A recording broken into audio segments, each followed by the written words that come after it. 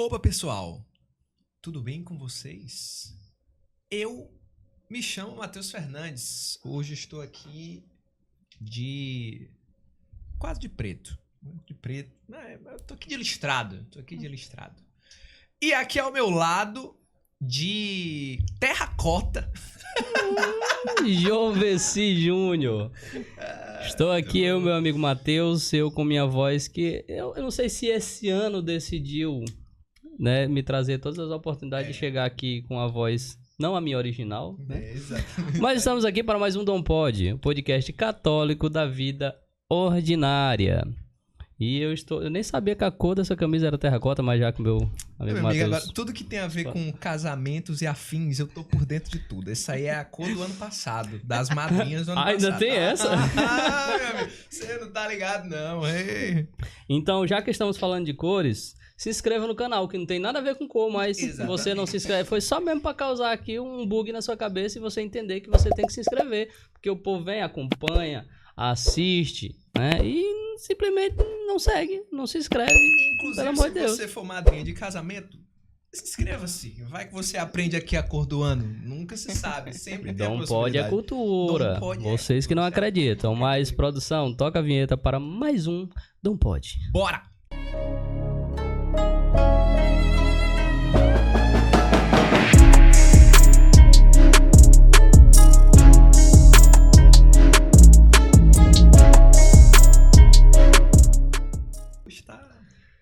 Estávamos aqui partilhando o quanto que nós ficamos amigos das viroses aqui pelo Piauí e por Teresina, porque todo mês a gente pega alguma, né? É sobre isso. Então, sem mais delongas, que eu sei que vocês já estão curiosos, não, porque vocês são inteligentes, vocês olharam a foto antes de clicar, ou então estavam esperando, né? Naquela espera, ansioso para começar, enquanto fica ali a foto do nosso convidado, no caso da nossa convidada hoje, ou dos nossos convidados, que hoje é em dose dupla, né? É sobre isso. Então, hoje, para uma conversa bem legal com a gente hoje no Do Pod, Mirelle Soares. Salva de palmas! Que é isso, hein? Bem-vindo, Mirelle. Obrigada, João. Bem-vinda, Mirelle. Eu falei lento porque eu fiquei confundindo com Mirella. Mirelle Soares. Não sei Esse é porquê, um clássico. Sempre deve ter alguns aí que trocam. E é porque eu tinha a obrigação de não confundir o nome de ninguém, porque o meu nome Joveci, eu Não tenho dá todos margem. os possíveis nomes, né? Eu tenho não dá Jodeci, margem pra achar outro nome Valdeci, estranho. Claudeci, Jodeci, todos os nomes possíveis eu tenho. E por incrível que pareça, hoje eu tava no supermercado com a Thaís e eu escutei alguém gritando, Joveci. Aí eu, não é possível, deve ser um parente. Aí eu olhei pra trás, não era um parente. Então tem um terceiro Joveci aí, né? Rondando por Porque aqui Teresina. tem o Júnior, tem o pai, deve ter aí um. Tem um rondando em Teresina. Mas é isso, meu povo. Mirelle Soares, ela que é casada com o Fabrício Fortes, mãe de 2 filhos, curiosidade, da Maria Tereza. Mais uma vez, Mais uma Maria a Tereza. Mais Tamir uma estava Maria Tereza. falando que vai fazer um teste de gravidez nos próximos dias, porque você tem uma Maria Tereza, nossa convidada anterior também tinha uma Maria Tereza. Eu acho que a nossa Maria Tereza quer vir aí. Tá parecendo. Da Maria Tereza e do Tomás, que tá Chegando. aqui chegando, tá Talvez presente já no tenha Dom Pod chegado, né? hoje. Olha aí. Talvez já tenha chegado quando você tá vendo esse episódio. Talvez o Tomás esteja assistindo. Bem-vindo, Tomás! Que bom ter você aqui. Ela que é advogada, especialista e mestre em Direito. Né? Vocês pensam que é pouca coisa? Certificada Ítalo Marcilli. Olha só. Ele mais uma vez presente nos episódios do Dom Pod. Ítalo Marcilli, que é uma das pessoas mais faladas. Ele é quase host aqui. Exatamente. De vez em quando ele fala E por aqui. presidente da rede colaborativa Provida no Piauí. Bem-vinda, Mirelle. Obrigada, Joveci. E a gente tá fazendo o podcast dia 11 de agosto, que é dia do advogado. Olha só, verdade. Pra mim é uma Olha Pra só. mim é uma honra enorme Que estar presente. aqui. Pra mim é uma nós celebração. Certamente. Legal. Mirelle, eu não sei se você tem acompanhado, espero que sim, os nossos episódios, mas a nossa conversa aqui sempre começa, né, querendo entender um pouquinho dos nossos convidados, como que começou a sua história com Deus, né? Onde foi que Deus se fez presente aí na sua vida? Se foi lá desde o início, ou se já foi no meio do caminho aí da jornada da Mirelle? Ele se fez presente desde o início, eu que não correspondi. Que também é outro clássico, né? Real. Então, eu nasci numa família paterna profundamente católica piedosa, com avós e tio-avós que rezavam um texto todo dia pela família e veio dar frutos bem depois, né? O meu fruto apareceu bem depois. Então, Deus fez um caminho que a gente entende olhando para trás, mas quando a gente está nele, a gente ainda não entende o quebra-cabeça sendo montado, né? Então, o resumo da minha história é que eu me afastei completamente, a ponto de ser daqueles alienados que acham que a igreja é o oposto da ciência, né? De achar que onde tem fé, tem retrocesso, tem atraso. Eu era essa. E aí, cada vez mais entrando no mundo do conhecimento, do mundo jurídico, atrás de fazer minha especialização, meu mestrado, eu fui para Belo Horizonte. Fui estudar lá, na PUC. Fazer os dois. Mas eu só tinha aula terça, quarta e quinta. E eu era uma mulher sozinha numa cidade que eu não tinha amigos, que eu não tinha família, porque eu tinha ido especificamente para o estudo. Então, quinta à noite, quando eu chegava da especialização, eu só ia ver alguém na terça-feira, porque eu não tinha coragem de sair de casa. E eu morava sozinha. Então, era quinta, sexta, sábado, domingo e segunda, sem ver ninguém, até começar de novo as aulas. E esse foi um momento em que Deus resolveu me colocar lá para conversar comigo. E eu tinha um coração tão de pedra que ele não podia dar uma martelada que rachava tudo. Então, ele teve que fazer aquele trabalhinho de martelinho de ouro, sabe? Sim. Vai dando umas quebradinhas sutis aos poucos, porque senão não aguenta. Então, eu precisei ir para Belo Horizonte, passar muito tempo sozinha, ver a beleza das igrejas mineiras. Eu morava a 7 quarteirões de uma das PUCs.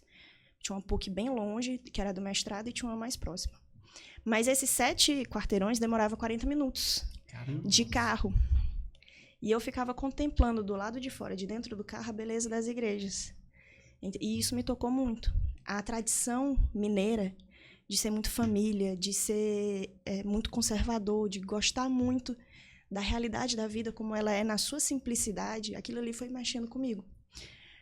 Até que um amigo meu, um casal de amigos meus, o Alisson e a Gisele, foram fazer uma prova, um concurso público, e ficaram hospedados no meu apartamento. E aí, nessa época, eu lia muito porque, enfim, não tinha Instagram, né? Então, não tinha o que fazer, a gente lia, né? Era o que acontecia à noite. Bons tempos. Né? Saudosos tempos. Então, eu tinha acabado de ler um livro do Sêneca sobre a felicidade e tinha me incomodado profundamente, porque ele chegava à conclusão que você não era feliz se você não tivesse uma experiência divina, se não tivesse uma divindade em quem você acreditasse. E aí eu estava com meu amigo, a Gisele, na época namorada, hoje são casados. A Gisele estava cansada, foi dormir e eu fiquei conversando com o Alisson. E o Alisson é uma pessoa que eu tenho a honra de ser amiga, porque eu gosto muito dele e confio muito. E aí eu falei para ele, Alisson, eu li esse livro do Sêneca e isso está me incomodando profundamente. Essa passagem aqui, em que ele diz que fora de uma experiência religiosa não existe felicidade de verdade. E o Alisson, numa seriedade muito grande, ele escutou, calou, e com toda a sinceridade do coração dele, ele falou, Mirella, eu concordo.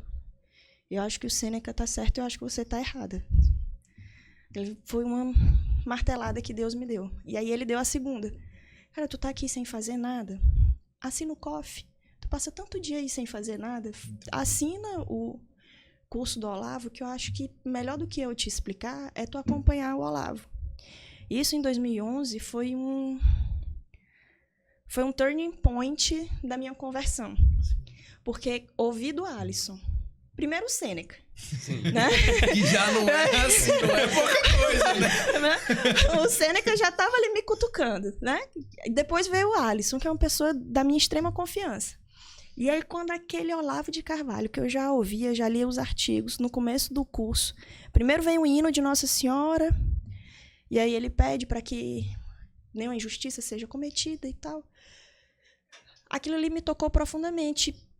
Aquilo ali criou um buraco na minha cabeça. Como alguém pode ser tão inteligente e ser católico? Como que não, as coisas não estavam batendo? Não estava batendo. E aí eu tenho um tio querido meu, diácono, que teve uma paciência absurda. Porque eu juntava o conteúdo do mestrado, do Olavo de Carvalho e das minhas leituras e jogava no coitado. Tio, mas como que pode Deus desse jeito, se o paradigma da semiótica e aí ia para a linguística? E ele lia uns textos enormes meus de SMS. E aí, com a mesma paciência, ele respondia, né? Então, eu tive esse intercessor entre as loucuras da minha cabeça e a realidade. Sim. Então, esse foi o meu primeiro contato, assim, que Deus deu a primeira martelada. A segunda martelada veio pelo Ítalo. Porque, ok, eu já tinha entendido que o catolicismo é a verdade. Mas isso estava muito no mundo da minha cabeça. Quando o Ítalo veio com o trabalho, sirva, seja forte, não enche o saco, e cala a boca, religião é prática, vai praticar e vai frequentar os sacramentos, ele foi outra lapada. Porque é muito difícil a gente lidar com os nossos próprios erros, né? É mais fácil estudar. Pelo menos para mim era muito mais fácil estudar do que deixar a preguiça de lado, do que deixar a soberba de lado, do que deixar as falhas de lado. E ali Deus trabalhou comigo naquela simplicidade do cotidiano, que depois a maternidade com a Maria Tereza, aí me deu aquela, vem cá, deixa eu te apresentar o que é a vida de verdade e tu ainda não tá sabendo direito, não. Eu já era casada, eu já tinha as minhas responsabilidades, mas é evidente que o meu esposo não me demandava como um recém-nascido demanda uma mãe, sim, né? O Fabrício tinha ali a rotina dele, era uma rotina muito gostosa, aquela rotina de recém-casado. E aí, quando vem as madrugadas da mãe com aleitamento materno exclusivo, a criancinha tá ali mamando e não tá muito ciente do que tá acontecendo, né? Então, a experiência mais profunda da mãe é com Deus.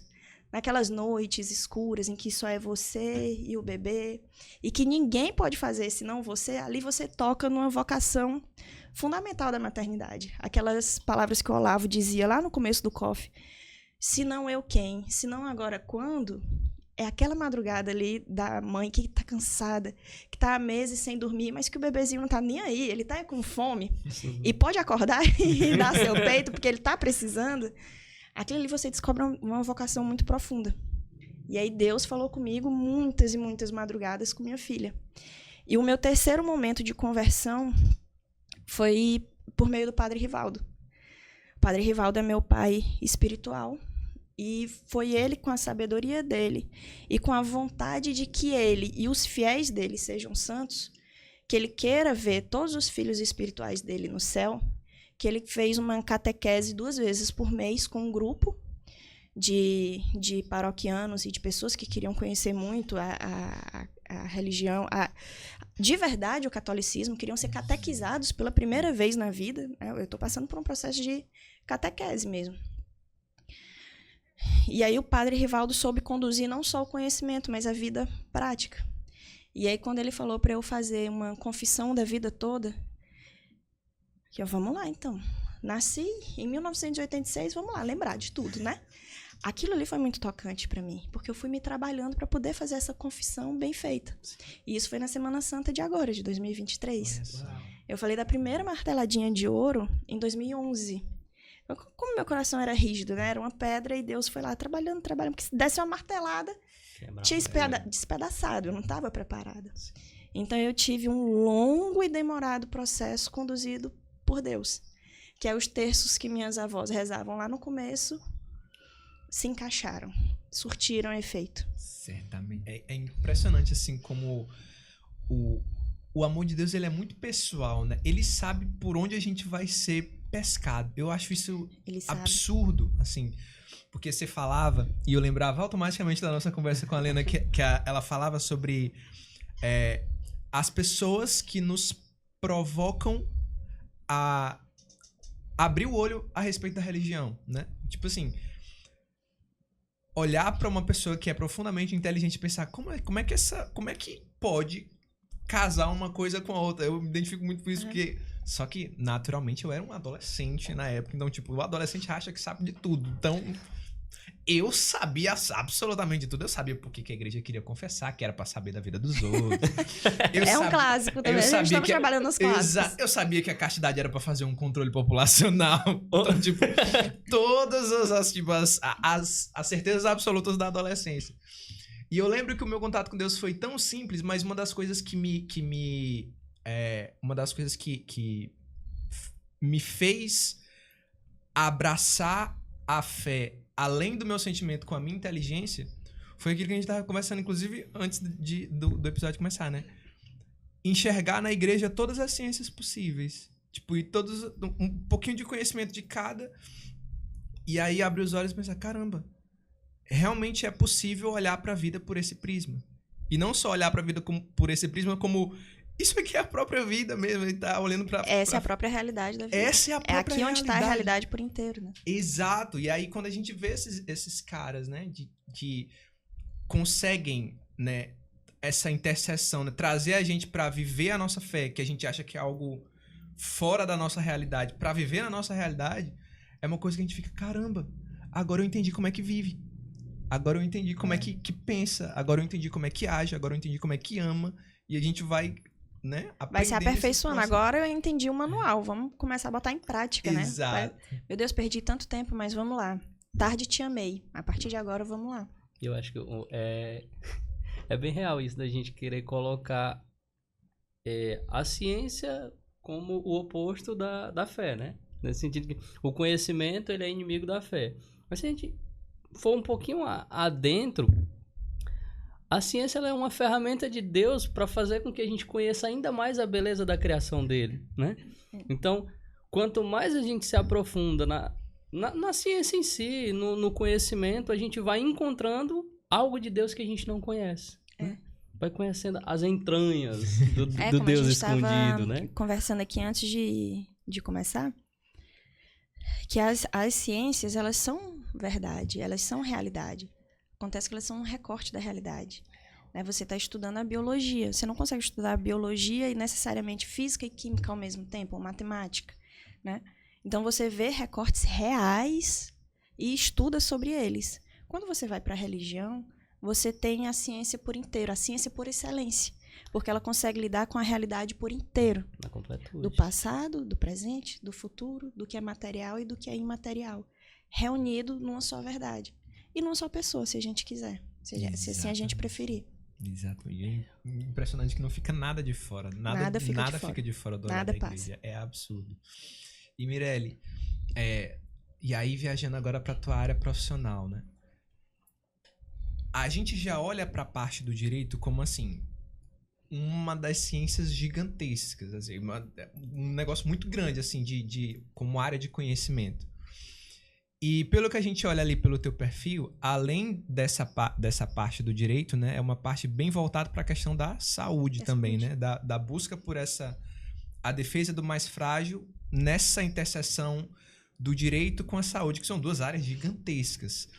Como é que surgiu o interesse por isso? Primeiro o interesse por, eu tô olhando para alguém aqui que tá passando por certa dificuldade e eu não consigo ficar na minha, no sentido de se eu posso fazer algo por aquela pessoa, eu vou fazer. Tem algo que me chama a fazer. Como foi que surgiu esse interesse e como tu se encontrou nessa tua área profissional? Matheus, eu nunca tive dúvida e nem tive uma segunda opção. Para mim, desde a infância, sempre foi muito claro que meu caminho era a justiça. A justiça com J maiúsculo, sabe? Até recentemente, conversando com uma prima minha, ela falou: Mirelle, tu sempre teve esse tino de até entre os primos. A gente sempre passava o final de semana 11 primos juntos, com os tios e tal. E ela sempre falou: tu via uma injustiça entre a gente e tu ia defender o injustiçado. Então, isso para mim, eu nunca tive dúvida. Sabe o pessoal que faz direito, porque naquele momento está sem opção, aí quer estudar para o concurso público, ou vai abrir portas? Eu não era essa pessoa.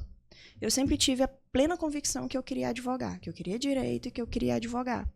E isso sempre foi um chamado de Deus na minha vida mesmo, de olhar o mais fraco, qualquer que seja a circunstância, em especial a jurídica. Então, por eu ter essa convicção e por eu ter essa certeza, para mim o direito sempre foi muito natural. Talvez um médico, um professor sinta a mesma coisa. Talvez o professor em sala de aula diga: não, eu sempre soube dar aula. O médico diga: cara, eu consigo descobrir o que aquela pessoa tem. Eu sou bom de diagnóstico. Né? Do mesmo jeito, eu sinto esse chamado de Deus na minha vida. Eu consigo pegar o problema de uma pessoa e destrinchar aquilo ali no mundo jurídico. Então, antes do direito da saúde, eu sempre tive, na verdade, a vontade de advogar por aquele que eu estava vendo que era o lado mais frágil. Advogar agora em termos técnicos, mas como a gente vai falar já, a minha advocacia não é só a técnico-jurídica, é uma advocacia de vida mesmo, vocacional, ainda que não precise passar pelo fórum. É que se você me solta no fórum, eu tenho 13 anos de OAB, mas antes disso eu já estagiava em escritórios de advocacia. Então eu sei como faz. Se tu me dá o problema, eu sei dizer qual é a técnica jurídica. E se tu me solta no TJ, eu sei para onde ir. No Tribunal de Justiça ou na Justiça Federal. Eu sempre excluí o direito penal e sempre excluí o direito do trabalho. As outras áreas sempre me foram muito naturais. E somando a técnica jurídica que eu aprendi ao longo dos anos com essa minha vontade de ajudar, o caminho para o direito da saúde foi um caminho muito natural. Não que eu não goste de pegar as outras causas, eu gosto. Me sinto muito bem, inclusive, quando qualquer tipo de demanda que chega para mim, seja o juizado especial do Bolsa Família, que sempre tem um tio que dá com problema com a Claro, com a Vivo, com a Oi, né? Então, desde esse Bolsa Família de juizado especial, que eu acho muito gostoso de fazer, até as causas mais complexas. Eu sei me posicionar ali dentro do mundo do direito. Agora, existe realmente no meu coração um gosto peculiar em saber que aquela pessoa doente sequer sabia que tinha aquele direito, mas é um direito que ela tem. E que a vida daquela pessoa vai mudar. É um tratamento de câncer em metástase fase 4. É uma pessoa que precisa de uma cirurgia. É uma criança que está tendo o direito à internação dela negado. Isso me faz bem saber que dentro da minha advocacia eu estou do lado certo. Não que eu esteja menosprezando os outros advogados, porque inclusive é um livro do Rui Barbosa muito bonito, O Dever do Advogar. Então o advogado ele tem que estar do lado do que está errado também. Tem que ter um acompanhamento jurídico ali.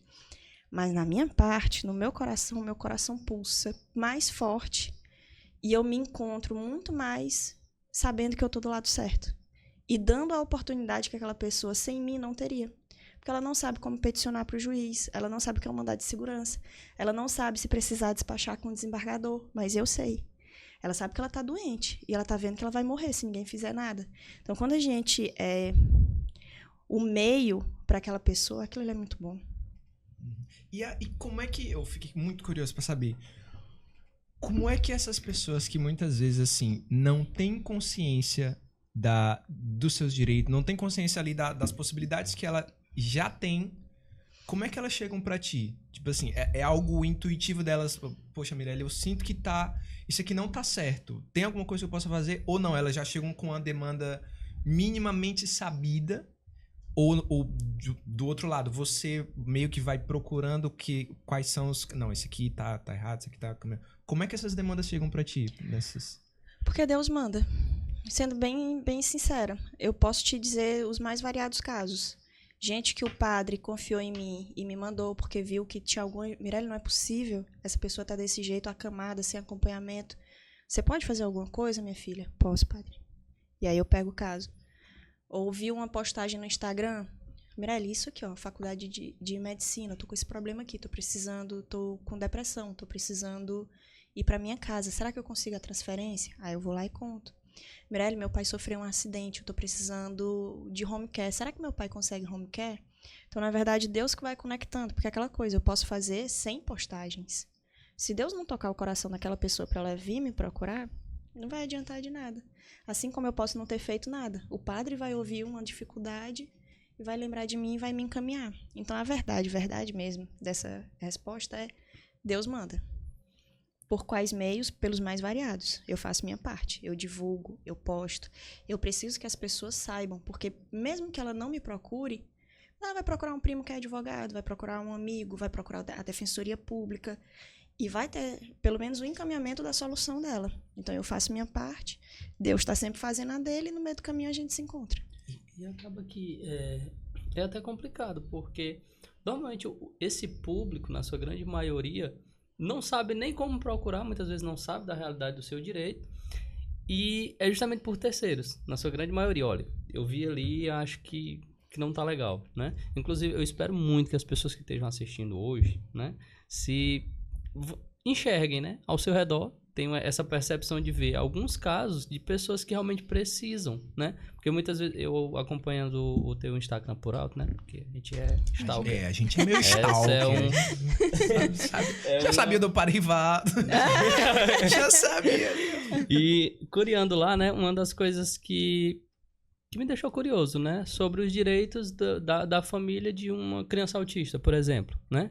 Que às vezes passa despercebido, né? A gente vê muitas... Eu trabalho em uma gráfica de bairro, né? Então, eu atendo muitas pessoas que a gente acaba vendo, né? Às vezes uma criança que é autista, a gente vê tanta dificuldade que as famílias passam e que eu sei que aquelas pessoas não sabem dos direitos que elas têm, de tantas coisas que poderiam facilitar, né, a vida delas.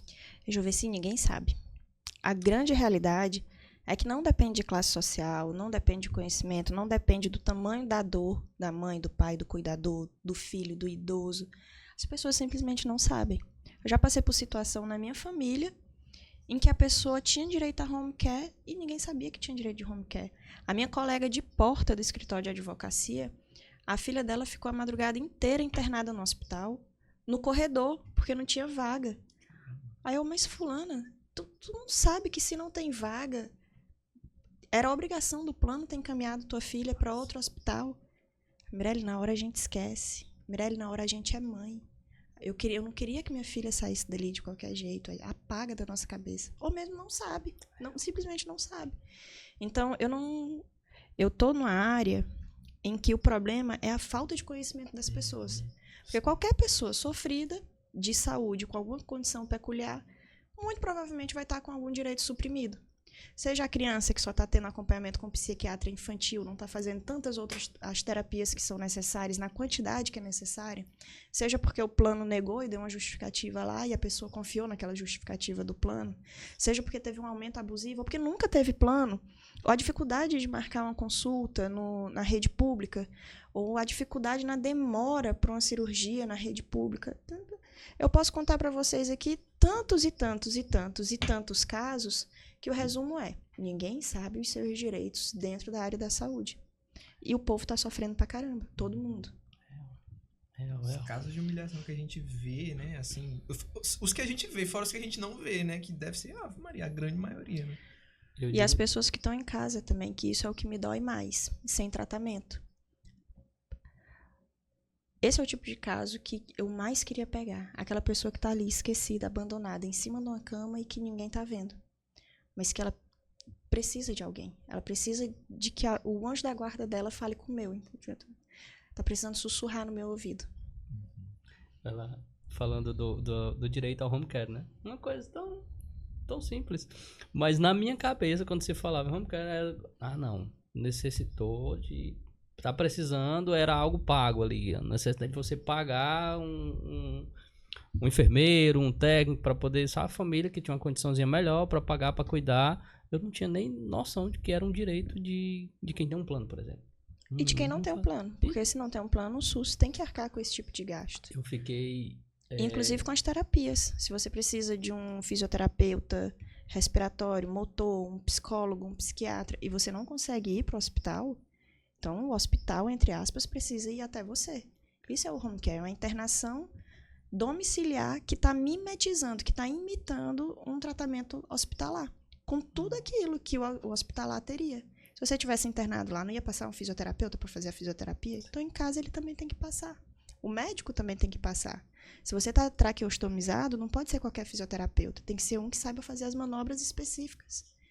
E tudo isso é direito. Quantas pessoas aqui no Piauí têm acesso a um home care? E o que a gente vê é completamente o contrário, né? É bem diferente. Um caso, essa noite mesmo, eu tava dormindo, não sei porquê, algo me incomodou exatamente às 4 e pouquinho da manhã, acordei, bebi água, quando eu voltei no celular, um amigo meu mandou mensagem, dizendo que inclusive trabalha comigo, um amigo, tava indo pro hospital porque a noiva dele tava sangrando muito e tal, não tava bem, teve que ir pro hospital. E aí ele contando, né? A gente ficou conversando. Isso porque, não sei, Deus quis que eu conversasse com ele esse horário. E o que eu podia fazer muito era rezar. Tava rezando por ele enquanto tava conversando e aquilo tudo acontecendo. E ele disse que foi pro hospital, quando chegou lá, ninguém. Ele mandou inclusive um vídeo pra mim. Só o vão na urgência. Aí disse que acordou a mulher da recepção pra poder ser atendido. E o médico teve que ficar esperando, porque o médico tava dormindo. O médico que estava no plantão estava dormindo, e aí foi preciso toda uma situação para que ele conseguisse ser atendido. E isso é o que a gente enxerga na saúde do... Esse é o basal. Esse é o basal das madrugadas. Caramba. nesse nível. E assim, Mirelle. Olha, até o final deste episódio. Mirelle. Não, eu vou conseguir, é porque sai. Mas dessa vocação mesmo, a essa situação das pessoas mais frágeis, né? Chegou aí a rede Provida, né? Aonde foi que essa rede chegou na sua vida? Foi fora? Foi quando você estava fora, enxergou por lá e aí chegou aqui, despertou um interesse ou já veio por aqui? Quando o Ítalo, novamente ele, né, lançou o Extraordinários com a Zezé, eu mandei mensagem. Zezé, tô aqui, sou do Piauí e quero ajudar. A gente não teve meios na época, e aí esse direct ficou perdido. Mas a Zezé é uma das pessoas mais disponíveis que eu já vi na vida. À mesma hora, Mirelle, a gente não tem ninguém aí no Piauí, a gente precisa. Eu tenho casos aí no Piauí que a gente precisa de ajuda. Tá aqui meu WhatsApp, me dá um oi. E aí eu dei um oi, mas na época a gente não tinha os meios, eu não sabia como, o que fazer. E aí quando o Ítalo reuniu as pessoas em vários grupos, eu me reuni com uma queridíssima amiga minha, que é a Carla, que é certificada também. A gente tem um grupo de WhatsApp de quem é certificado pelo Ítalo. E a gente falou, olha, a gente está precisando ser braço. E aí a gente ia falar com um padre específico, mas a Carla falou, Mirelle, vamos falar com um padre que eu já me confessei uma vez com ele, eu gostei muito, que é o padre Rivaldo. Até então eu não conhecia o padre Rivaldo. E aí a gente foi lá. Um dia eu e a Carla bateu na porta dele, padre, é o seguinte, a gente está aqui a postos, a gente quer ser serviço, a gente quer ser braço, e a gente tem os seguintes projetos. Um era um grupo de estudo político, um era um grupo de catequese, para que ele catequizasse a gente, e um era um grupo pró-vida. Na mesma hora, o padre Rivaldo falou, tá tudo aceito, e vai ser aqui, vai ser comigo, e tá aqui meu WhatsApp, e me deu de vocês, porque vocês podem não me mandar mensagem, mas eu vou mandar para vocês. E ali a gente amarrou. Sim. Ali começou. E aí eu entrei em contato com a Zezé. Zezé, ó, parece que agora vai dar certo. A gente está com a direção espiritual do padre Rivaldo. A gente tem algumas pessoas que toparam fazer parte de um grupo Provida aqui no Piauí, e a Zezé falou, então tá, então eu vou para aí, vou dar um treinamento. Organiza os meios de ação para que eu possa ir.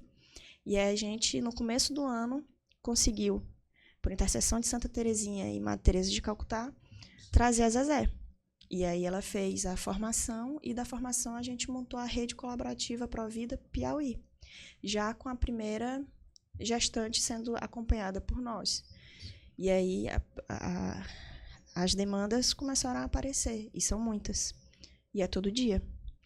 E a gente tem um grupo muito unido, muito coeso, graças a Deus, mas a gente precisa de cada vez mais. Porque um dos papéis fundamentais da rede é que as pessoas saibam que ela existe. Porque o que é a rede? A Rede Nacional em Defesa da Vida e da Família, ela vai trabalhar desde a concepção até a morte natural. Mas desde a concepção, existe um trabalho fortíssimo contra o aborto, muito forte, da gente, em duas formas. O primeiro, evitar que aquele aborto aconteça, que é uma palavra muito feia, né, para não falar na morte do bebezinho, feito, ou pelo menos autorizado pela própria mãe.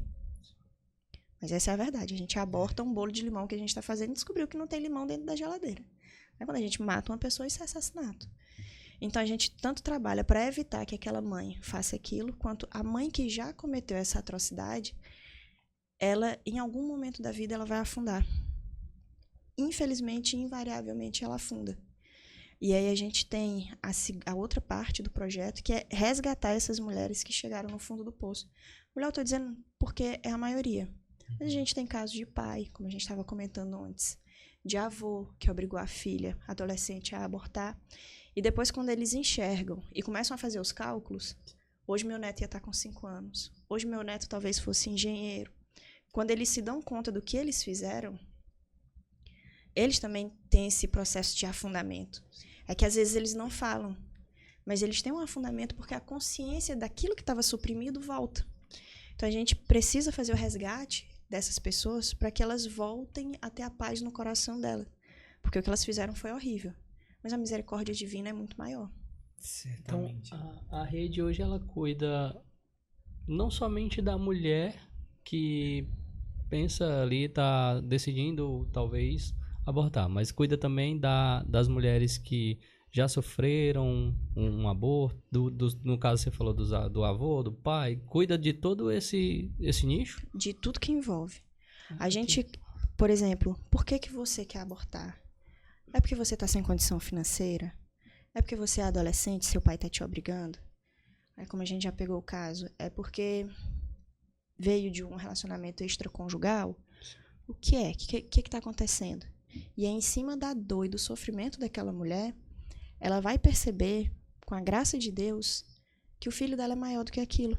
Por exemplo, eu não tenho dinheiro. Tá, mas as tuas dívidas já foram algum dia motivo para tu pensar que tua existência não era válida? Não, né? Por que é do teu filho tu tá questionando? Porque é uma vida igual à sua. Então, se tuas dívidas, tu sequer cogitou que tua vida não valesse a pena por conta do cartão que tá atrasado, há 3 meses, a vida do teu filho igualmente é muito superior a isso. Mas vamos lá, o que você tá precisando? Você tem um berço? Essa criança tem onde dormir?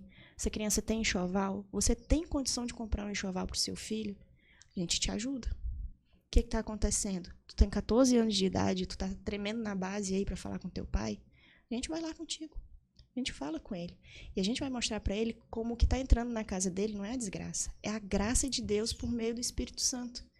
E que todo caminho de santidade precisa salvar as circunstâncias. E a circunstância do teu pai é ser avô nessa idade que ele está hoje. De um neto que já tem alma e que já é o neto dele. E a gente vai mostrar para ele como ele vai ser avô de um neto vivo. E não de um neto morto. Ainda mais um neto que poderia ter sido morto por ele próprio. Então, qualquer que seja a circunstância da mulher, a gente está lá. Porque a gente sabe que se ela abortar, são 2 vidas perdidas. A do bebê e a da mãe. É por isso que eu estou com a camiseta que é o lema. Salvemos as 2 vidas. Porque a mulher que aborta, a mulher que mata o próprio filho, ela não fica normal. Porque a supressão da consciência naquele momento ali, ela não vai durar a eternidade. Uma hora ela vai aparecer. Então, se você está preocupado mesmo com o bem-estar feminino, você está preocupado em acolher aquela mulher naquele momento de dificuldade dela.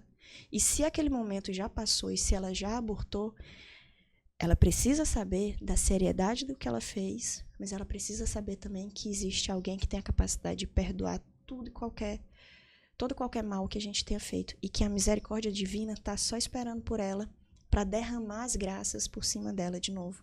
E se a mulher não passa por esse momento de reconciliação com Deus, ela usa a vida dela como um autoflagelo, como uma automutilação pelo crime que ela cometeu e que ela sabe que ela cometeu, ainda que ninguém mais saiba. Mas ela sabe o que ela fez. E ela se impede de ser feliz, ela se impede de crescer na vida, ainda que inconscientemente, mas ela se prende como uma punição que ela própria está se dando. Mas Deus não queria punir, Deus queria a misericórdia. Deus quer aquela mulher fora daquele poço que ela se enfiou. Quer ela sorrindo, quer ela feliz. E quer ela, um dia na vida dela, que ela encontre aquele filho no céu. Ele e ela. E que eles se reconciliem. O caminho da reconciliação passa por pedir perdão. Passa pelo sacramento da confissão. Passa por voltar a frequentar os sacramentos da igreja. E não ser você própria a pessoa que vai te perdoar. Por isso que ele não consegue se perdoar. Porque não é ela que tem que se perdoar. Ela tem que pedir perdão à pessoa de verdade, que é Jesus Cristo por meio do Padre. Naquele momento ali o perdão finalmente é concedido. E ele fazia tempo que estava esperando para poder dar o perdão para aquela mulher. Então a gente acompanha todos os casos. Na enorme maioria são mulheres. Sim. Mas o homem em sofrimento, ele precisa ser acolhido. E assim, Mirelle, quando a gente pensa... assim, sobretudo quando a gente vê esse assunto nos grandes meios, né? Quando se fala de Provida, geralmente as pessoas, Ave Maria, torcem o nariz, as pessoas ficam, meu Deus, essa pessoa é uma pessoa insensível, que não tá pensando na mãe, ela só tá pensando em ter a consciência dela limpa, dela que tá ali com cartaz Provida, a consciência dela limpa. E muitas vezes essas pessoas, elas perderam a sensibilidade de pensar sobre a própria vida no sentido completo dela, né? Como é que a gente pode ajudar as pessoas que têm dúvidas honestas, as pessoas têm dúvidas honestas, dúvidas sinceras a respeito de aonde começa o direito né? Aonde começa ali a ciência e aonde começa a fé nesse processo, embora a gente saiba que todas as coisas estão ali, né? Como é que a gente pode ajudar essas pessoas a começar a pensar de uma forma mais sensível para essa realidade da vida no processo inteiro, da concepção até ali a morte? O que a gente pode explorar para abrir os caminhos desse pensamento? Realmente o que acontece hoje é como se o movimento pró-vida quisesse forçar uma mulher, amarrar ela na cama e deixar ela presa até os 9 meses de gestação, 39, 40 semanas, para forçar aquela mulher a parir, né?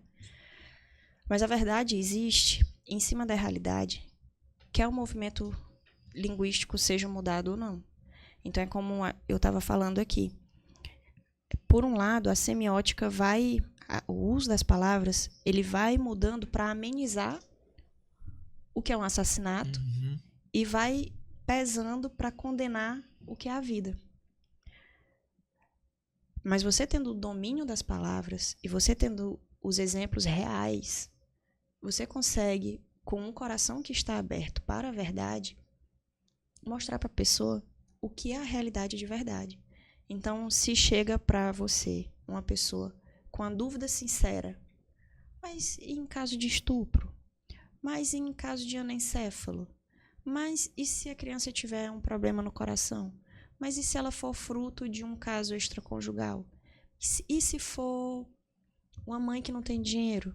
E se for uma menina de 12 anos de idade? Então, ela te deu um exemplo real. Então, vamos trabalhar em cima do exemplo real e falando as coisas como de fato elas são. Olha, eu sei que na sua cabeça você está querendo que aquela menina aborte o filho dela para que ela tenha vida. Mas o que vai acontecer é que ela vai destruir a vida dela através do sacrifício do próprio filho. Porque quando você diz aborto, você não está usando a palavra certa. Você tem que usar assassinato. Esse bebezinho está com quantas semanas? A depender da quantidade de semana, vai ser um método de assassinato diferente. Vai ser injeção por cloreto de sódio no coração do bebê, um sofrimento terrível. Vai ser por mutilar, cortar o bebê em várias partes e extrair aquele bebezinho.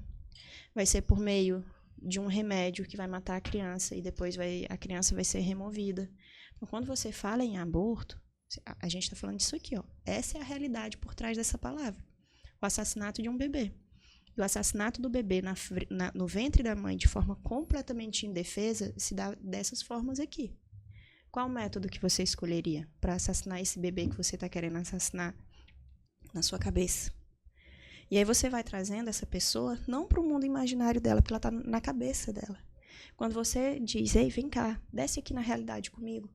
Vem ver aqui o que é a realidade por trás dessas tuas palavras. Porque, Mateus, as palavras elas são muito perigosas. Eu consigo te dizer que eu estou desenhando um quadrado redondo. Completamente possível de ser falado. Mas coloque em prática um quadrado redondo. Não existe. É a mesma coisa. Eu preciso salvar essa menina por meio do aborto. É o oposto. Você está destruindo a vida dessa menina e está matando o bebezinho dela no ventre. No momento em que ele mais precisava ser protegido. Ah, mas ela não quer ser mãe. Tudo bem, não seja. Ninguém é obrigado a ter os cuidados com o bebê. É para isso que existe doação. O que a gente está pedindo é que ela não mate o filho dela. É só isso.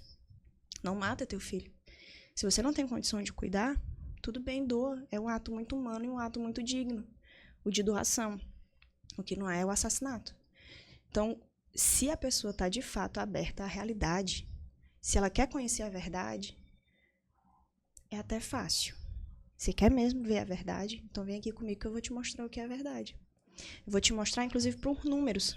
Aquele cientificismo que prende no coração das pessoas. Vou te mostrar a quantidade de mulheres que sofrem depressão depois do aborto. Vou te dizer a quantidade de mulheres que ficam infértil. A quantidade de problemas. E eu vou te mostrar o contrário. A quantidade de mulheres, por exemplo, vítima de estupro, que depois que teve o bebê disse, quem salvou a minha vida foi esse meu filho. Porque eu vivo por ele. Se não fosse ele, eu não vivia mais. Então, a gente apresenta, tudo bem, se é uma pessoa religiosa, a gente apresenta também os argumentos religiosos que são muito válidos e muito verdadeiros. Mas, se ela não é, isso não é obstáculo, muito pelo contrário. A gente consegue mostrar a verdade por trás do crime horrendo que é o aborto, Ainda que a gente não toque no assunto da espiritualidade, da religião, de Deus, que é a realidade maior e inerente, porque foi ele que deu a alma para aquela pessoa e ele quis aquele bebezinho desde a eternidade e já chamava ele pelo nome. E o plano salvífico de Deus passava pela existência que foi abortada. Mas ainda assim, sem falar nisso, a gente consegue convencer uma pessoa que está aberta à verdade para o absurdo que é qualquer argumento que seja a favor do aborto. E o bonito é que, assim, tudo vai ser sustentado pela verdade, né? Que as pessoas às vezes têm a impressão, e eu, certa vez, eu vi numa entrevista que não tinha a ver com o tema do aborto, mas acabou sendo explorado, e uma das justificativas foi que justamente, não é que você está sendo... É porque você está com as vendas da fé que você enxerga desse jeito. E é absolutamente o contrário, né? Quando você olha de fato para a verdade do que é... Porque a primeira coisa que as pessoas argumentavam era atrelar isso, e aí você falava sobre o jogo linguístico, né? Atrelar isso a uma questão de saúde pública, né? Então, é uma necessidade de saúde pública que a mãe não tenha condições fisiológicas de ter a criança, por isso vamos recorrer ao aborto. Então, era tratado dessa forma, né? É uma condição socioeconômica que a mãe não tem condição de sustentar por muito tempo, então vamos... E é tratado como se aquilo ali, né, aquele ali, o ser que está ali com ela, fosse um tumor, um corpo estranho, uma doença que crescendo poderia ser, a causa final do crescimento dele ser uma doença, quando na verdade o crescimento dele é literalmente uma vida, vai dar uma outra pessoa, né? Tipo, quando você para pra pensar sobre isso, né? Quando a barriga da mãe começar a crescer, o que tá crescendo ali dentro dela? É um tumor, é uma doença? Não, é uma pessoa mesmo. Com alma. É uma pessoa, é uma alma, né? Uma alma que é cara pra Deus, é uma alma que é pura enquanto tá ali no ventre da mãe dela. Então, caramba, a fé, ela só enriquece aquilo que já é a verdade. É trazer aquilo que é a completude para, de novo, para os caminhos que a própria ciência já aponta, né? E que, de fato, é uma discussão de uma deficiência até moral das pessoas, né? De entender onde supressão da consciência mesmo. É tão levado pelo coletivo e pelo que ouve todo dia, pelos argumentos superficiais que são cotidianamente jogados pra gente, que a gente vai assimilando aquilo ali como verdade, sem passar pelo filtro da consciência e sem passar pelo filtro da nossa inteligência, que a gente sai só replicando. Por isso que eu te digo, senta, para e me dá um exemplo. Porque a gente vai aqui racionalmente ver quão absurdo foi a tua fala. É o que tu acabou de falar. São as vendas da fé. É o quadrado redondo. A fé tira a venda. A fé limpa o olho. A fé deixa o olhar cristalino. A religião vai fazer essa limpeza e purificação do teu olhar, dos teus sentidos e do teu coração. Então, quem fala a venda da fé, infelizmente está com um quadrado redondo na mão e não se deu conta. Está sendo a massa de manobra de algo muito maior e está se achando inteligente, quando na verdade só é isso, massa de manobra. Mas se tiver o coração aberto para a verdade, está muito fácil de ser revertido. É isso. É muito doido, porque enquanto você falava, né? É só a falta da verdade chegar nas mãos dessas pessoas, né? Na grande maioria dessas meninas, né? Dessas mulheres que se colocam à disposição do aborto, né? A verdade, a realidade, o processo de como ele realmente vai acontecer, do que vai ser feito, do que ela vai se submeter e de que nada vai mudar. Ela só vai deixar de ser mãe de um filho que pode ser realmente a cura da vida dela para ser mãe de um filho morto. Por ela própria. Por ela própria. Ou no mínimo autorizado por ela própria. Não adianta, ela pode esconder, e isso não só ela, né? Mas o que incentiva, o que obriga, na maioria das vezes. Você pode esconder de qualquer pessoa, mas você nunca vai esconder da sua consciência. E é isso que lá na frente vai cobrar, né? É isso que vai causar uma série de coisas que não são ditas. E se você está preocupado com a mulher, Você precisa estar preocupado com a salvação da alma dela. E você precisa estar preocupado com a condição psicológica que aquela mulher vai ficar após ter matado o próprio filho. Eu tive a graça de ir para a Jornada Mundial da Juventude, que teve no Rio de Janeiro, e lá a gente recebeu uma mochila com vários materiais. Um dos materiais era um material pró-vida. E logo na primeira página era assim. Mais ou menos assim, claro que eu não lembro perfeitamente, mas era... Eu sei que você está esperando argumentos religiosos, mas eu vou primeiro afastar um pouquinho a religião e você vai ver como o aborto é inconcebível por qualquer aspecto que a gente olhe.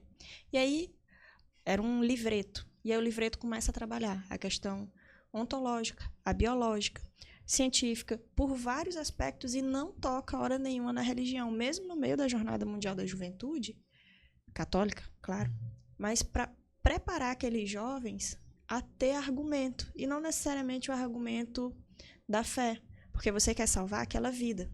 Você não quer salvar aquela vida daquela mãe católica. Você pode encontrar quem quer que seja na sua frente, você precisa estar preparado para você ser um instrumento de Deus, para ter os argumentos certos que vão agir naquela consciência, independentemente de qual seja a posição partidária ou religiosa dela. Aquilo ali, para mim, na Jornada Mundial da Juventude, foi fantástico. Preparar os jovens para ter todos os argumentos, para voltar para suas casas e defender a vida e não a morte. Isso é incrível, porque, assim, quando a gente tem a percepção, né, e algumas pessoas podem achar que a gente está se metendo na vida dos outros, né? Quando, na verdade, assim, é uma extraordinária, acho que eu posso usar essa expressão, uma extraordinária forma de amor mesmo, porque é algo além do material, é algo além do físico, e essa questão mexe com a gente porque a gente sabe, ou pelo menos tem um vislumbre do que é uma alma mesmo, né? E do quanto que aquela alma importa. Você estava falando, Mirelle, a respeito do processo do perdão das mães, né? Das mães, da família, das pessoas que estão. E eu acho que deve passar pela cabeça de muitas pessoas que a culpabilização talvez seja um dos grandes argumentos dos pró-vida. O que a gente sabe que não é.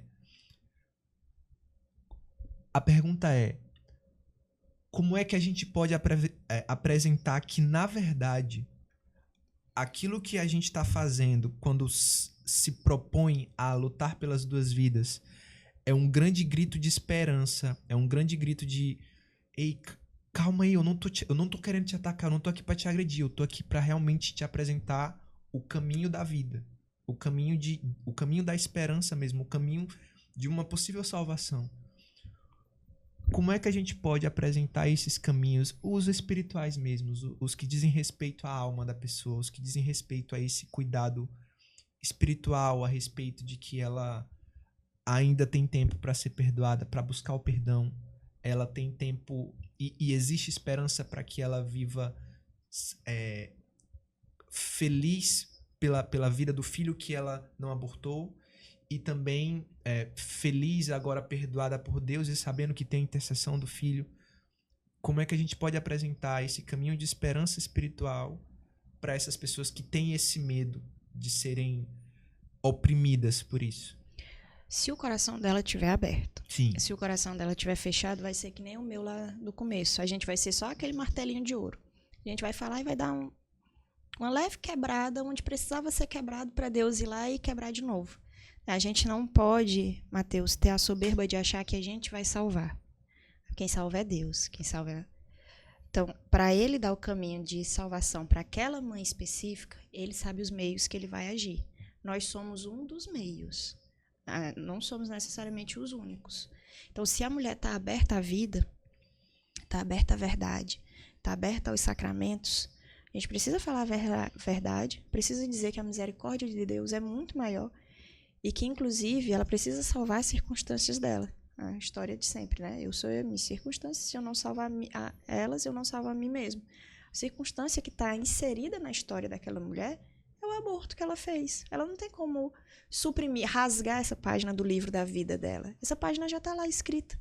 Então, ela precisa salvar essa circunstância desse aborto que ela fez. E a gente precisa dizer isso claramente para ela. Não adianta fingir que não aconteceu. Aconteceu. Mas a misericórdia divina é maior. Eu tô aqui te falando isso. Agora, se for o seu momento, vai conversar com o padre. Ah, mas eu não quero confessar, eu não tô pronta para confessar. Eu te entendo. Vai só conversar. O padre vai ter também a forma de conduzir essa mulher, fazer o caminho necessário até ela conseguir pedir perdão para Deus. E a gente está lá ajudando, a gente não está lá para julgar, de forma alguma. Já fez, já houve, já aconteceu. Ela já está com o coração sangrando pelo que ela fez. Como que eu vou chegar para julgar uma mulher dessa? Eu vou estar lá para ser um colo que ela está precisando, um apoio que ela está precisando. E a verdade que ela precisa ouvir. Mas não é aquela verdade de dar tapa na cara. É aquela verdade de acolher e mostrar para ela o caminho.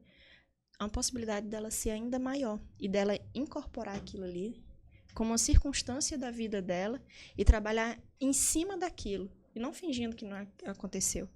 Apesar daquilo que eu cometi, Deus ainda me espera. Meu filho ainda me espera. Essa é a forma da mulher incluir aquele bebezinho na vida dela. Eu preciso ser santa aqui na terra para eu poder abraçar meu filho e pedir perdão direto para ele. Deus já me perdoou. A porta do céu já está aberta para mim. Precisa que eu suba as escadas. Ninguém pode subir por mim. Ela vai precisar subir por ela própria. A gente vai dar uma ajudada ou outra, o padre vai dar uma ajudada ou outra, mas vai ser o Espírito Santo iluminando aquela mulher. Eu estou preocupada com a salvação dela, de verdade? Eu rezei por ela ontem, hoje, amanhã? Ou eu rezei dia sim, dia não? Então, se eu estou preocupada mesmo, eu vou pedir que o Espírito Santo conduza aquela mulher, que o anjo da guarda conduza ela, que Nossa Senhora conduza, e aí eles lá de cima sabem bem melhor do que a gente como fazer. Engraçado, né? Que parece que o espiritual tá trabalhando bem mais do que o humano pela salvação dessas vidas, né? Sempre. E assim, inclusive o próprio, como é que eu posso dizer? A própria rede aqui, né? No Piauí, especificamente aqui em Teresina, né?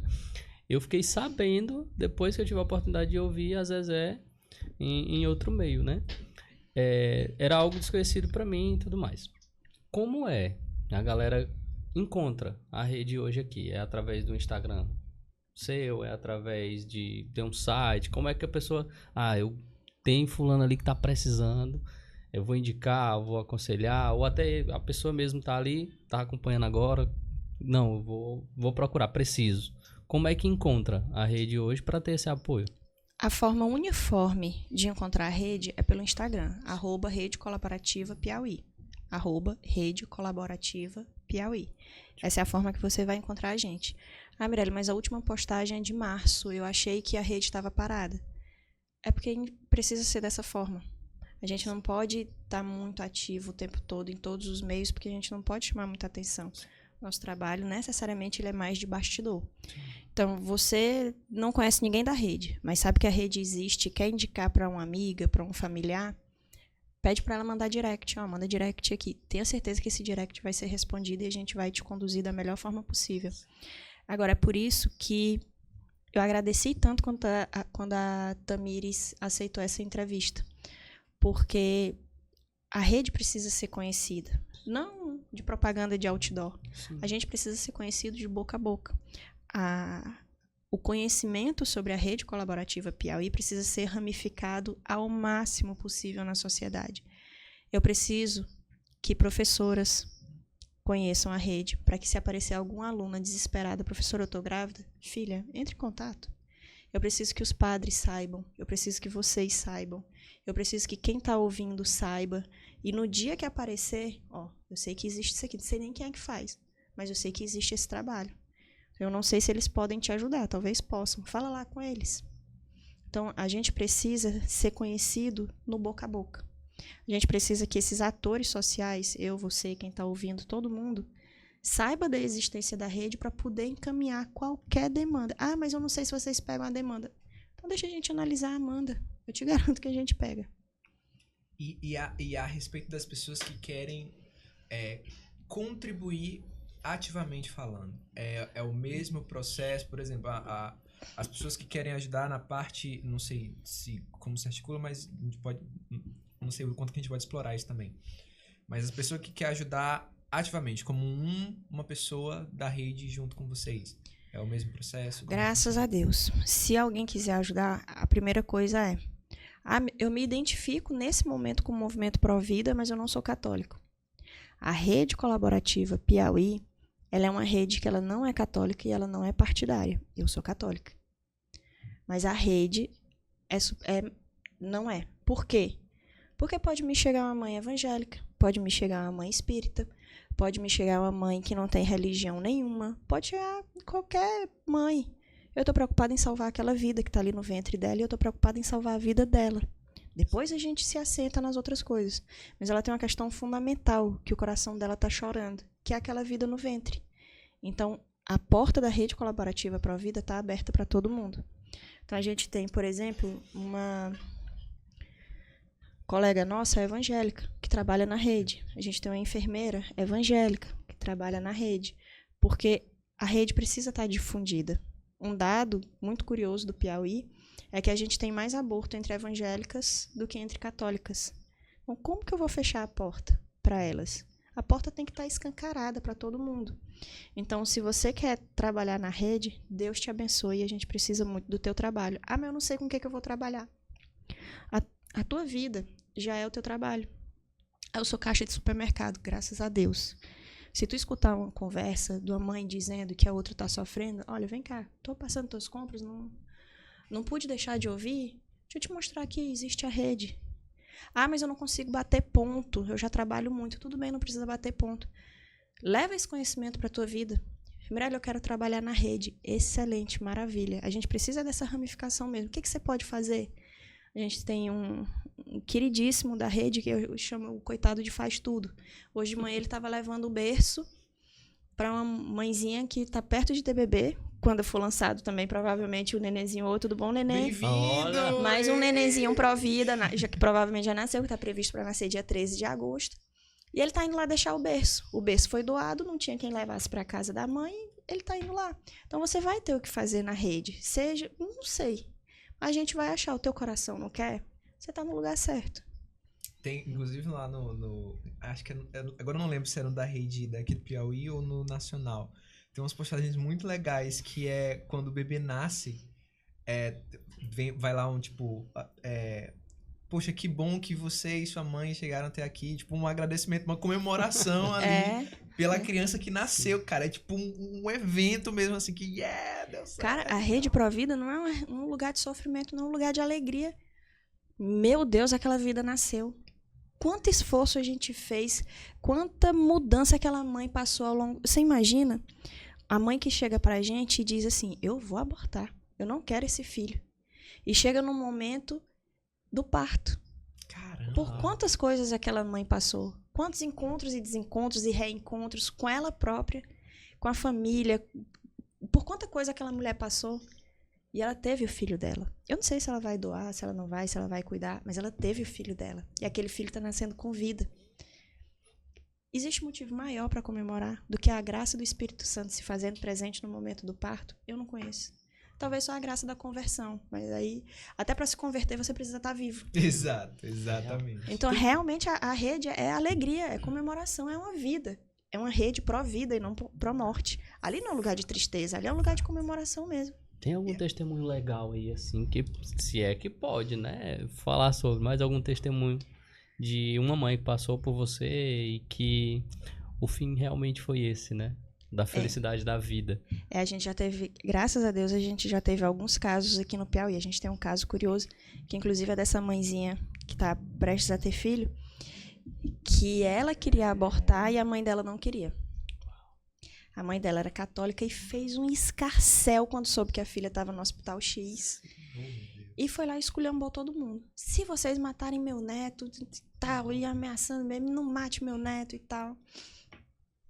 E aí alguém lá apresentou a rede para ela, a gente trabalhou a filha dela, deu todo o pré-natal numa clínica específica, particular para ela, deu um enxoval, que é esse que estão indo lá deixar o berço hoje, com colchão, com tudo. E aí, e a menina, tudo bem, eu vou ter, mas eu não vou criar. A senhora cria. Não tem problema, eu crio você, eu crio meu neto. Um a mais aqui não faz diferença. E ela é diarista e tem uma vida muito sofrida. Trabalha de domingo a domingo. Não tem nada não, o caldo no feijão eu boto, pode deixar comigo. Mas ela não se convenceu. Ela disse, mas minha filha vai criar, quem vai criar esse menino é ela, né? Dela, quem vai criar é ela. E ela comprou um bode, um filhote de bode. Eu disse, mas, dona fulana... Tive uma ideia, vou Comprar comprar um um bode. E comprou. E tá com o bode dentro de casa até hoje, porque ela falou, minha filha, por meio desse bode, ela vai ter afeto por cuidar de algo. Ela vai abrir. Excelente estratégia! Algumas pessoas optariam por um poodle, algumas pessoas por um vira-lata caramelo. Não, a tia foi no bode. Talvez num carneiro, vai. Eu não sei se é um bode ou se é um carneiro. Pode ter sido um carneiro. Talvez um carneiro, porque o bode, talvez... Mas é uma ótima estratégia. Enfim, muito bom. E ela criou, e ela mandou o vídeo com tanta felicidade, porque acabou que ela que tá cuidando do bode. Muito bom. E a gente recebeu essa semana um vídeo, ela brincando com o bode no maior carinho do mundo, exercendo o instinto maternal dela. O instinto não, o cuidado maternal dela com o bode, com a filha e com a neta. Que é uma menininha. Que incrível. Então a gente... E a nenenzinha tá pra nascer. E vai ser cuidada por ela e pela filha, porque elas moram juntas na mesma casa. E com o bode. E o bode. E com um bichinho de estimação, o bode. Então são coisas peculiares da nossa região, né? Talvez só a rede colaborativa Piauí passe por esse tipo de situação. Mas isso aquece o nosso coração. A gente tem uma médica específica que fez o acompanhamento.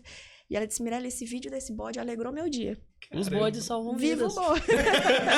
Bodes também são pró-vida, tá vendo? Até o bode é pró-vida. Esse caso é curioso e é engraçado, mas a gente passa por essas situações maravilhosas, graças a Deus, todo dia. Do jeito que, infelizmente, a gente passa por momentos tristes em que as mães não cedem, a gente passa por esses momentos gloriosos.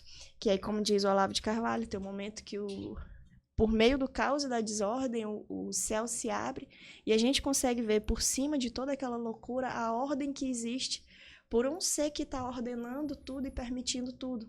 E aí a gente volta para a nossa realidade, o céu se fecha de novo e a gente vai ter só a memória daquele momento de quando o céu se abriu e a gente viu a ordem. Sim. O bode fez isso comigo. Daqui a pouco as confusões vão começar e tal, mas meu coração está marcado pela alegria daquela família com aquele bebezinho, pelo sim que aquela mãe disse. É isso.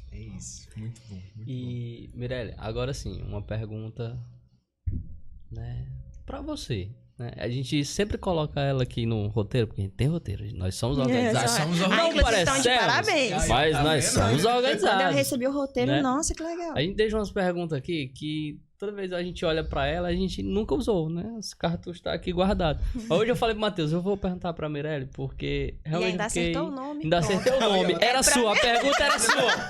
A pergunta era sua. Mas assim, pode ser que deu um engasgo aí na hora de responder, pode ser. Mas... Eu acho que ela é colérica, não é engasgada. Sou sanguínea, acredito. Sério? Olha, pois... Sou sanguínea. Deus tá agindo aí nas virtudes, viu? A convidada de vocês, a Lena, vive dizendo, Mirella, tu é colérica. Lena, eu sou sanguínea. Cara, que incrível. Mas tem umas pessoas que realmente, quando a gente descobre realmente o temperamento, a gente... Não, mas não faz sentido, né? Não é quem diz que eu sou fleumático. Não sou, não. Nada de fleumático. Mas, fleumático não, eu sou melancólico. Mentira.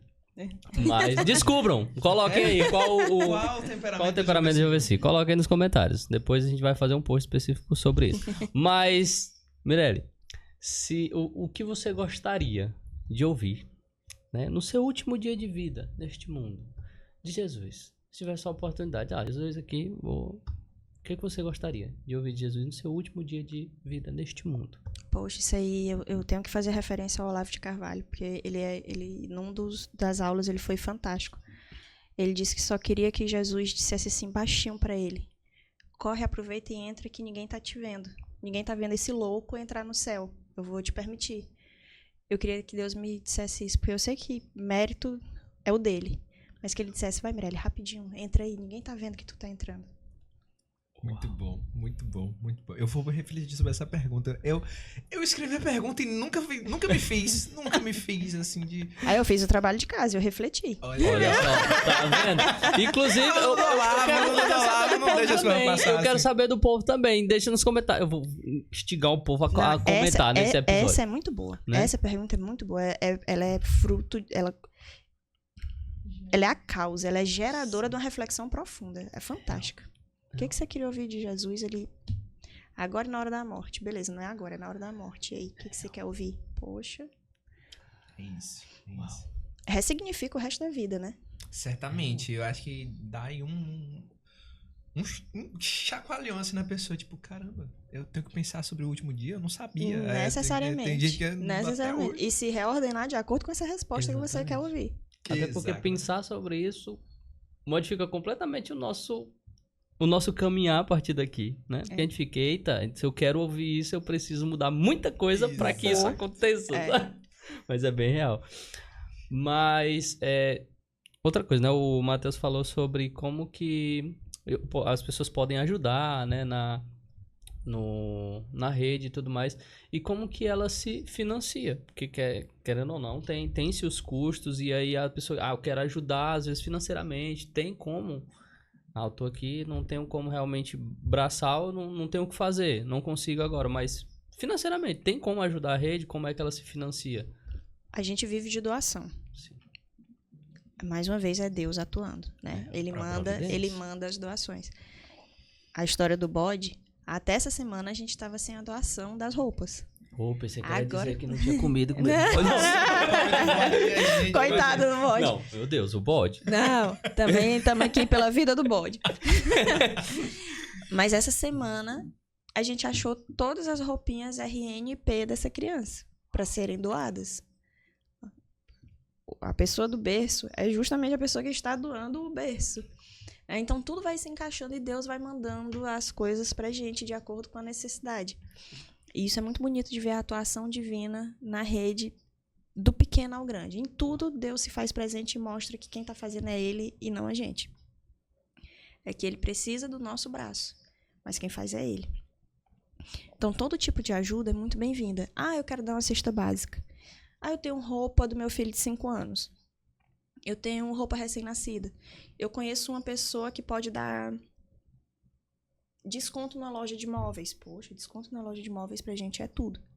Tudo bem, se quiser doar, o de graça é melhor do que eu pago. Mas o que a pessoa conseguir dar é muito bem-vindo. E se quiser doar dinheiro, tenho certeza que a gente vai dar a destinação. Eu não posso, por uma questão assim de zelo com a conta, né? Eu não posso divulgar aqui. Sim. Mas se alguém quer doar, manda o direct pra gente que a gente passa a conta para ser feito o depósito. E é uma associação, então a prestação de contas é feita, inclusive para a própria pessoa que doou. A gente manda foto e tal, até aqui o que a gente comprou foi isso. A gente agora, falou da Zezé, tá precisando trazer a Zezé para cá de novo. Então a gente está precisando, por favor, quem conheça um sítio para a gente poder fazer um trabalho nesse sítio, uma capacitação. A gente está precisando de milhas, se alguém quiser doar, ou se alguém quiser doar a passagem. A gente está precisando da passagem para trazer a Zezé.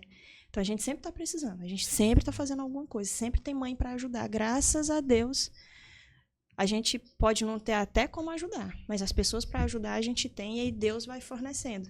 Então, a gente sempre tem. Mãe, bebê, projeto, o movimento em si, né, fazendo treinamento, fazendo curso, levando a história da rede nas escolas, nos colégios, nas faculdades. Para quem a gente... É aquela história. Você tem um tempo para me ouvir? Eu quero falar com você. Tem um tempo para palavra do programa. Eu quero falar com você. Não é. Mas o pessoal. Então, se quiser ajudar de qualquer forma que seja, manda um direct lá no Rede Colaborativa Piauí, que vai ser muito bem-vindo. Muito bom. E agora, Mirelle, os nossos finalmente aí, fazendo um apanhado de tudo que a gente conversou aqui, né?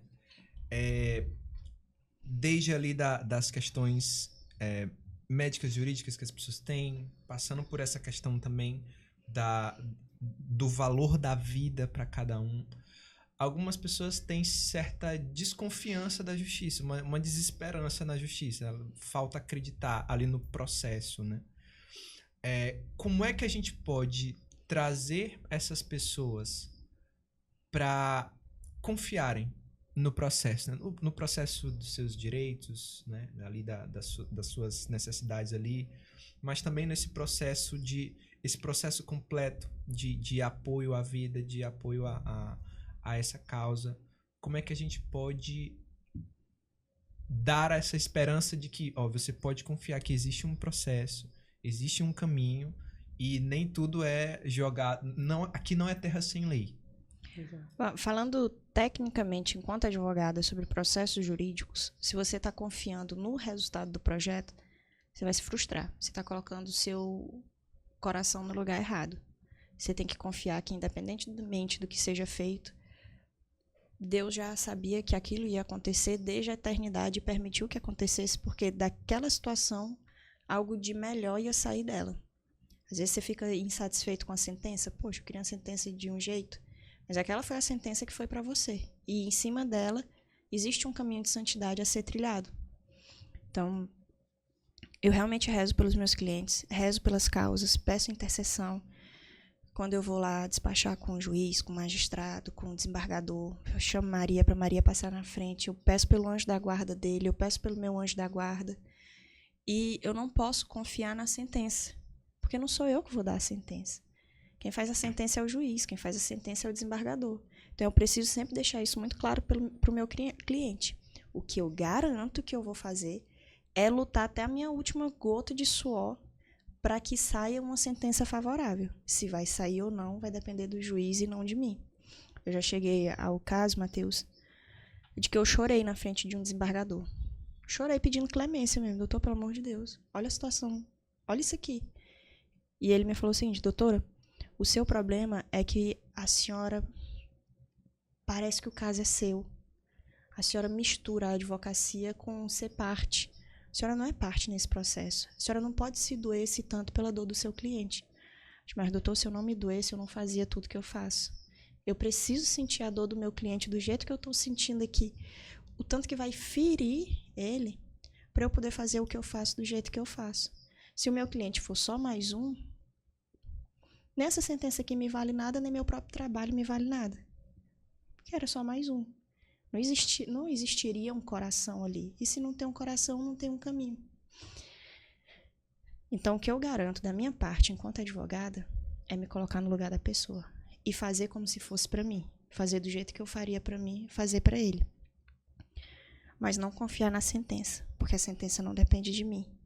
E eu não sei o caminho da providência divina naquele processo. Mas eu vou pedir. Porque pode ser muito pequeno para Deus, mas se é grande para a gente, Ele ouve. Se for para o nosso bem, se for o nosso caminho de santidade, Ele ouve. Então, o processo mais difícil que eu já tive na minha vida, eu pedi intercessão de Nossa Senhora do Perpétuo Socorro. Inclusive, fiz promessa pelo processo. Parece doideira, né? Mas eu faço promessa pelos meus clientes, pelos processos. E no dia que saiu a solução, eu rezei para ela, eu preciso ir na igreja dela. E não era uma terça-feira.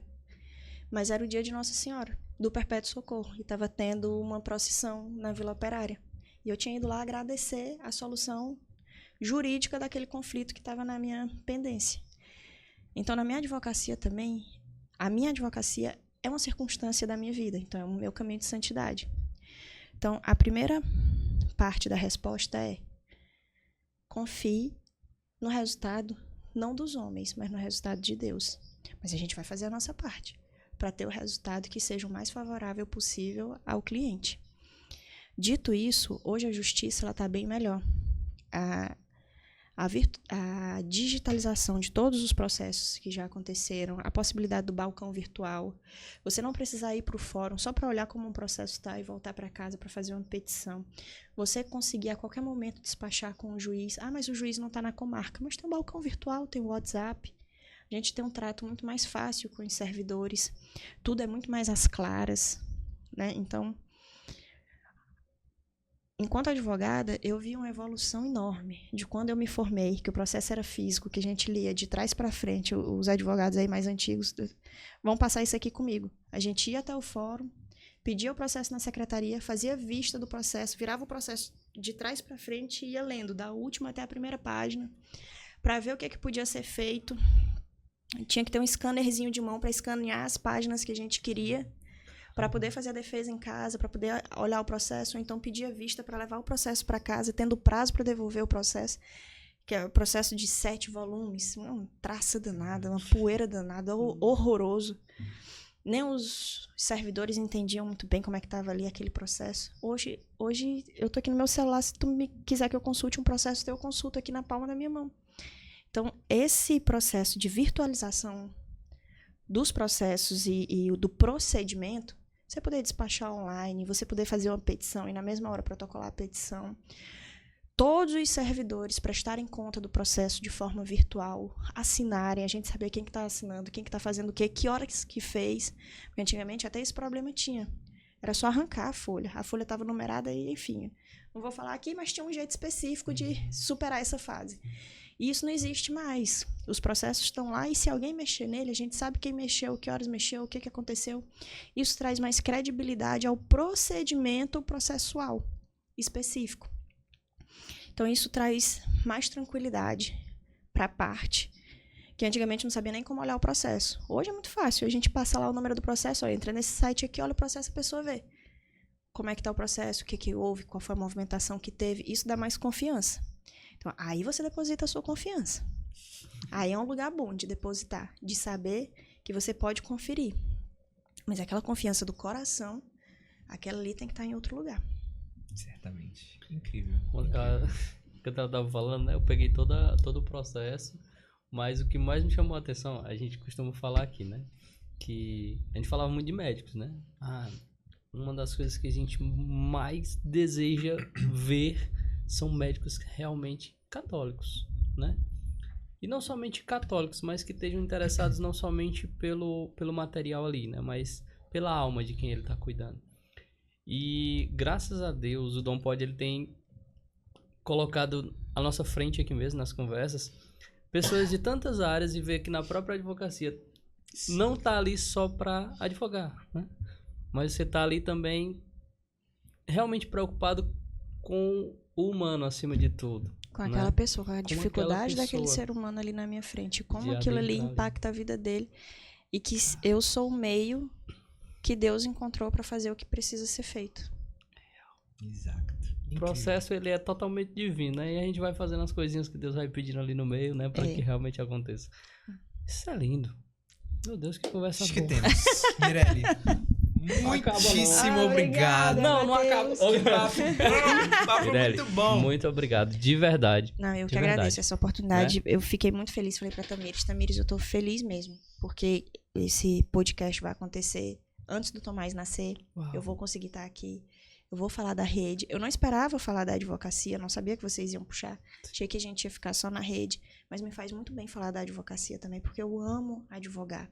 E eu sei que existe um caminho de salvação meu e do meu cliente por meio desses processos.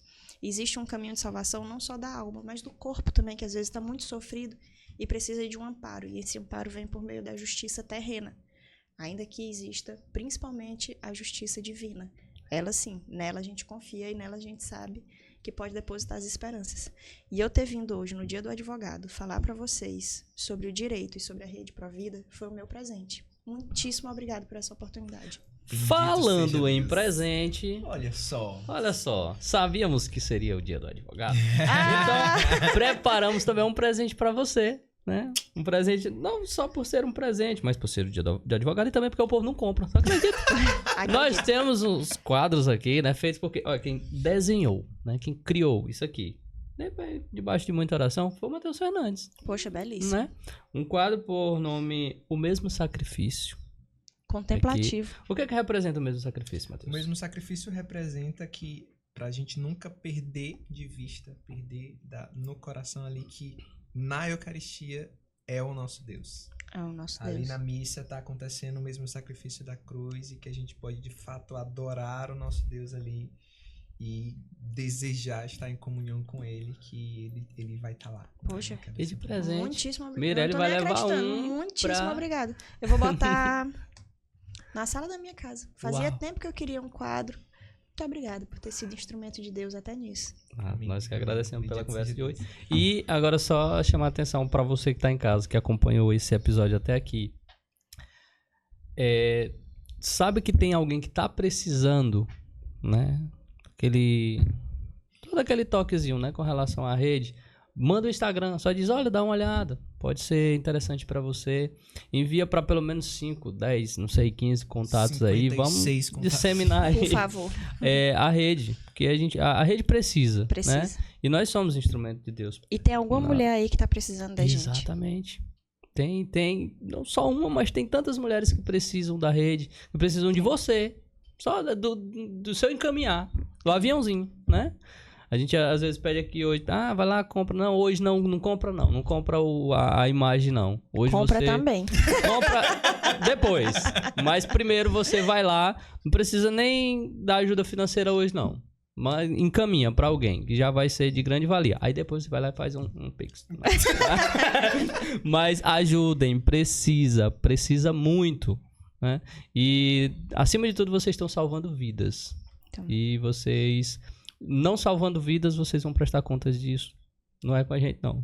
É com Deus. Na última coisa que você vai ouvir de Deus, pense sobre isso. E obrigado por ter acompanhado até aqui. Um cheiro no coração de todos vocês. Muitíssimo obrigado. Rezem por nós, rezem pela rede, rezem pelos profissionais que estão envolvidos, rezem pelas mães, pelas almas que estão lá. E que estão aí no meio de nós também, né? E vamos pedir aí que a providência divina haja nesse processo, tá bom? Só rezem pelas almas que estão sofrendo a possibilidade de um aborto. Rezem por essas almas. Inclusive, eu fiquei sabendo recente, pela Zezé também, que tem um aplicativo que você pode adotar um bebê. Um aplicativo lá e rezar e 9 meses por ele. Você tem as orações e tal. Super legal. Como é o nome da A gente vai ter agora também o 40 dias pela vida. São 40 dias seguidos rezando pelas almas, todas as envolvidas. Os médicos na maternidade, a equipe de enfermagem. 40 dias fazendo jejum, oração e penitência. 40 dias pela vida. Incrível. A partir de... Tem uma data só pra gente entrar em comunhão nas orações. Eu esqueci a data. Pronto, a grávida, eu esqueci. A memória de grávida. A gente tem uma piada que é a memória de grávida. Que é, tipo, toda vez que a gente esquece alguma coisa... memória de grávida. A memória de grávida. O podcast tá acontecendo quando eu ainda tô grávida, Exato. Né? Aí eu esqueci. Pode estar saindo... Mas a gente vai saber. A data vai aparecer aqui, ó. Vai aparecer. É sobre... Não, e aí só aproveitando os 40 dias pela vida, todo mundo pode fazer, tá? 40 dias seguidos, menos domingo. Domingo você descansa, vai pra missa, se dedica aos seus compromissos com Deus. Nos outros dias, de segunda a sábado, você tira o café, tira o chocolate, reza uma Ave Maria antes de dormir, mas faz alguma coisa, deixando bem claro, eu tô fazendo pelas crianças que seriam abortadas e não vão ser. E pelos profissionais envolvidos. É isso. Temos, Jovem Júnior. Mais um. Mais um pra... Meu povo, obrigado. Alguma consideração final? Não, pois tá muito bom. Obrigada. Né? Então eu só quero desejar um bom parto pra você. Sim, que seja muita saúde. Incrível. Né? Muito obrigada. E Tomazinho já tá aí. E com fé em Deus vai correr muito com o Davi também, né? Vai, vou falar pro povo também. Vai estar uma noite aí, eu vou estar assistindo com ele nessas madrugadas. Eu vou só falar aqui pro povo, né? Porque eu acho super curioso isso. Eu tava até comentando com a Mirelle assim que ela chegou. Que, curiosamente, ou não, né? O teste a Tamires vai ter que fazer. Porque, gente... Maria Tereza, é muita Maria Tereza aí chegando aqui no Dom Pode. Então vamos providenciar uma Maria Tereza pra vocês verem aqui depois, viu? Cheiro no coração de vocês, fiquem com Deus. Amém. Fiquem com Deus, rezem por nós e até a próxima. Tchau!